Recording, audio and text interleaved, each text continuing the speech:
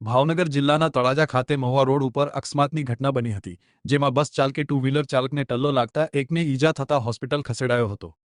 તળાજામાં મહુવા ચોકડી પાસે એક બસે ટુ વ્હીલર ચાલકને ટલ્લો લાગતા એક શખ્સ ઈજાગ્રસ્ત થતા તેને હોસ્પિટલ ખસેડાવ્યો હતો। ત્યારે હોસ્પિટલના સૂત્રો પ્રમાણે 70 વર્ષના રામપરા ગામના ભગુભાઈ ચોપડા નામના શખ્સને ઈજા થઈ હોવાનું જાણવા મળ્યું છે, જો કે હાલ તળાજા સરકારી હોસ્પિટલમાં સારવારમાં છે।